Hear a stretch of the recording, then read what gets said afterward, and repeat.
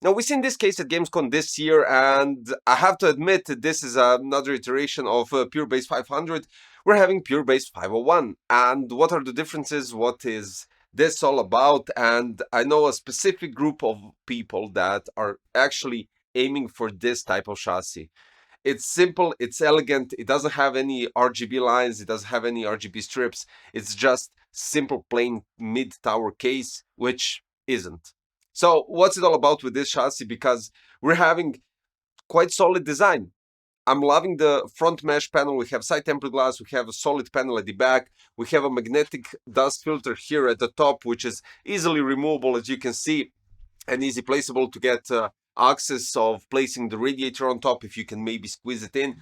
We have a possibility to, let's say, we have a guard here for the PCI expansion slots, so it kind of blocks the opening of the GPU in terms of if you decide to place this in a server room or you decide to place this in, I don't know, office. It's something like that, just for that sake. And you have a dust filter at the bottom beneath the power supply as well, which goes from the front. Now, with this case, you get two fans. You get 140 Pure Wings 3 at the front and 140 Pure Wings 3 at the back. You would be surprised that these fans are just enough to cool down literally everything for intake and exhaust, specifically if you add the Dark Rock 5 inside. Now, there's going to be a dedicated video for Dark Rock 5 because I want to give you more details about it, but I paired up all of this, and we're going back with AMD Ryzen 9 7900X3D paired up with MSI RTX 4080 Super Gaming X Slim, and just going simply with pure performance, pure airflow, and just simplicity. So what's it all about with this case in terms of some detailed specifications? First of all, what I need to mention is that this is the Pure Base 501 airflow window, which comes in black and white. Then we have the Airflow MIDI Tower, which doesn't have tempered glass on the side, black and white. And we have Pure Base 501, which basically doesn't have a mesh opening on the front, but it has two sides, well, basically one on each side, has an opening mesh for the intake and solid panel on the side. This, I would call it just build for server rooms and everything else, what you need. Now, before we go to the highlights, let's just quickly go through the specs. It supports up to ATX motherboard. We have volume of 39.2 liters. It can support ATX power supply, logical, and you don't have to worry about that. Maximum fans that you can install is basically 6, because on top you could go with two 140 or two 120, front two 140 or three 120. On the side there is nothing, as well as the bottom and the power supply shroud. But on the rear you could go with one 140 or one 120. For the radiator installation, top 120 or 240, front can go up to 360, and the rear 120 or 140. Maximum dimensions of the power supply 180 millimeters. Then we have a hard drive cage at the bottom, which can be removed to the front or to the back, just to give more access for a 360 radiator at the front. This gives you an option for two 3.5-inch hard drives or 5 2.5-inch SSDs, because you have possibility to place either one at the hard drive cage, which is kind of strange, but okay, regardless. You have two possibilities at the back side of the motherboard and two on the side. They kept the BeQuiet logo that hides the cables running from the SSDs to nicely regroup them in the middle, reorganize the cable management quite nicely. Maximum height of the CPU cooler is 178 millimeters. Graphic card maximum length is 368 millimeters, which you can see I placed the RTX 4080 Super from MSI, and it fits quite nicely. And I still have the space for a 360 radiator, pure loop or silent loop or whatever you decide, or light loop, it really doesn't matter.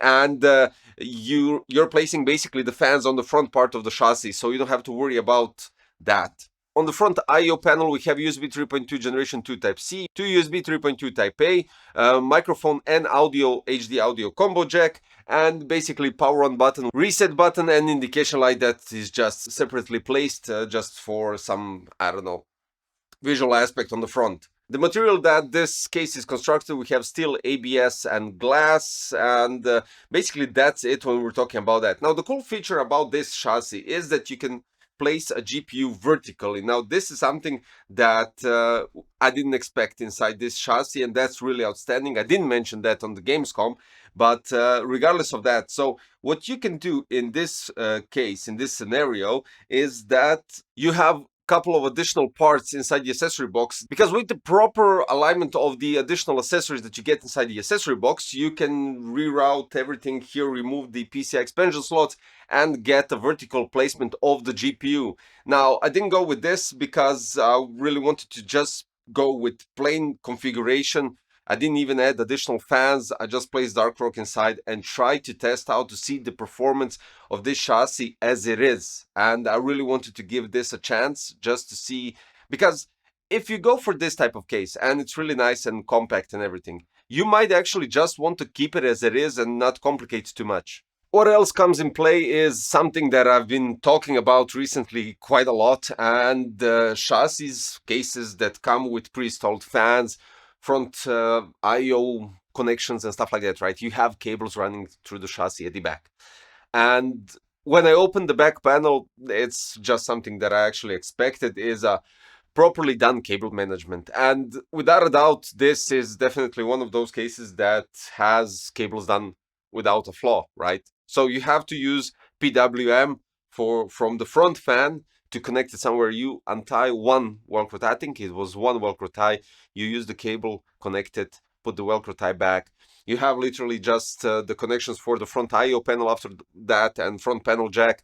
You connect that instantly and the cables are still in the Velcro ties. So anything additionally that you have to add are 24 pin, 2 8-pin EPS, and well, basically this one runs directly down to the power supply shroud, so you don't have to worry about that.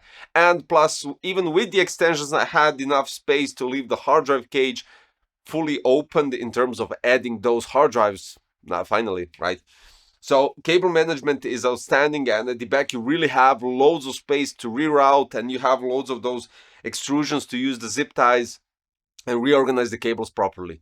I'm really satisfied with the back part of the chassis, really satisfied with the front panel opening, and in general, the only thing that you need to take into consideration when placing these fans on front, if you're going with fans and not the AIO, you have to mount them from the inner part. So first place the fans before doing anything here, because you have to put the screwdriver inside from this side, right? So that's the only thing. If you're going with an AIO, you're placing a radiator here in front, so you're pushing the screws from the outer side, and that's basically it. So 240 can go on top, which is quite solid in some scenarios, and I would say that's quite alright. But for this case, for this design, and the front panel being such nicely ventilated, that's quite solid. Now it's time to go with benchmarks and regular benchmarks that I usually do. AIDA 64 Extreme Edition, System Stability Test, and Cinebench R23. In AIDA we had CPU going up to 92 degrees, and as I stated, we have AMD Ryzen 9 7900X3D cooldown with Dark Rock 5, clock speed 4850 MHz, and the GPU went up to 69 to 70 degrees, which honestly, it's not a shocker, because what we get here is you have a front 140 intake that is divided in half in terms of sending half of the airflow through the GPU and the other half is going directly to the CPU tower cooler. So in those terms, it's okay. You can add more fans on the front because you can place 3 120, and that's solid. You will definitely drop down the thermals of the GPU, hopefully going towards those 66, 67 that is usually for this card, and I think still 70 degrees is quite solid for this GPU, 69, 70, something like that. The processor is quite alright in those terms as well. The clock speed goes into the same bucket. But then we go to Cinebench R23. This is what I was shocked about, really, because this is how the thermals go. 10 consecutive runs from 90, 89, and then going to 88 degrees. Usually it builds up. In rare occasions it drops down, but the thermals were going lower and lower, and it stopped at 88. I mean, that's not drastical, but 2 degrees is quite solid. Clock speed 4925, and then it went to 4950 throughout whole 9 other benchmarks, including sometimes reaching 4975 and 5000, but I have to take an average, can't add something that isn't happening. Then it started 26 153 Cinebench points, which was quite solid. I said, okay, it's beating some 360 AAOs, but still okay. Then it went up to again 26,222 and then 26,425. Now in this segment where I have an average of, I would say just roughly 26,330 in all benchmarks with the peak 26,428. I would say that this combination, this case, and the CPU tower cooler, if you add more fans for the intake to collect more fresh air, and you don't need too much on top. You can add just only one fan to create additional exhaust from the heat sink of the cooler, and I think that would be a cool combination. Then you might even get a better performance out of it. And right now in this scenario, it was performing really good, and I'm quite satisfied.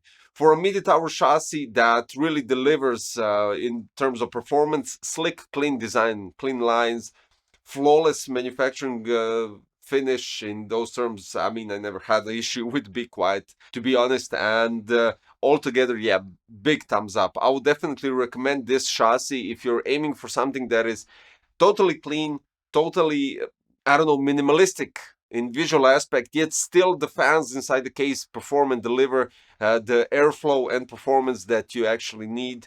So yeah, that's that. I'm really satisfied. I I have nothing else to add. Minimal, simple, and thumbs up. Thumbs up to BeQuiet again. Piece Crazy approved badge for the chassis. And without a doubt, I'll put the links for the BeQuiet Pure Bass 501. And if you want to pair it up with this cooler, this is Dark Rock 5, which you will see quite soon in an additional video. Just because I want to go into some details and give you some specs, because it's definitely not something that you'll expect, and that's outstanding as well. So in terms that you don't miss this review about Dark Rock 5, don't forget to subscribe, hit the like button, and click the notification bell for future content coming shortly. Thanks for watching. Bye bye.